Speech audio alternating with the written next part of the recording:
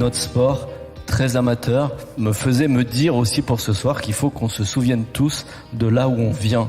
Et moi, de là où je viens, c'est des collèges, des établissements scolaires, et j'ai appris les règles de la vie en apprenant les règles du sport, et notamment en jouant aux différents sports collectifs. Donc oui, on pense à tout le monde quand on gagne seul ou à plusieurs. Il fallait aussi se construire parce qu'en fait on est plusieurs personnes à la fois, et le monde professionnel m'a permis moi de me développer autrement, et effectivement j'ai pu mener de front à la fois une carrière de sportif de haut niveau et parvenir à m'épanouir professionnellement à travers un diplôme d'ingénieur et ensuite une activité professionnelle. Tout à fait, j'ai été champion du monde d'escalade dans mon passé. Après, j'ai été entraîneur national et j'ai aussi fait des études d'ingénieur à l'INSA de Lyon, et qui m'a permis de commencer à travailler, à développer des salles d'escalade. Et c'est vrai que ce qui donne un sens à ma vie, c'est de proposer de l'escalade pour tous, comme vous avez dit, de 3 ans à 97 ans.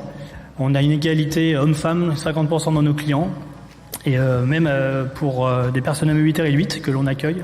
Donc c'est vraiment un sport pour tous, un très beau sport, la tête, le corps, et c'est vrai que c'est aussi le bien-être physique et psychique, parce que quand on grimpe, on est vraiment dans un état d'esprit dans notre monde, un peu comme la sophrologie, comme le yoga, et en même temps, on fait un sport qui nous affine, qui est très beau. Voilà. Je suis quelqu'un de très très curieux et j'aime bien me diversifier, et donc on va continuer à essayer d'élever le sport français au plus haut niveau. Et oui, il y a une belle vie, une longue vie à vivre après le sport de haut niveau, et bien évidemment ça se prépare, ça s'improvise pas.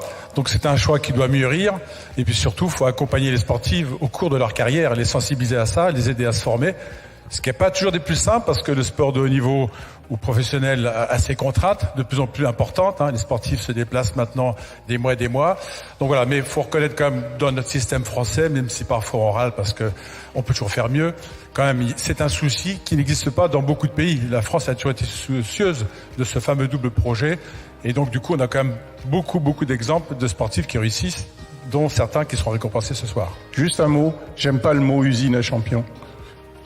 Les champions, c'est pas des produits. Les champions, ça interroge notre condition humaine. Mais bon, j'y reviendrai si vous voulez. J'aime pas ce mot. On fabrique pas des champions. On les accompagne. Oui, c'est un terme pas très beau, mais je me suis aperçu en accompagnant les sportifs de haut niveau. C'est vrai que notre groupe, le groupe INSA, accompagne très bien dans leur cursus nos sportifs par les aménagements, par des ordres de tutorat.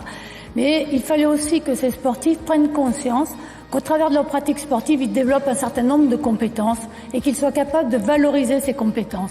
Et c'est tout l'objet de ce projet qu'on monte et qui va avoir une suite.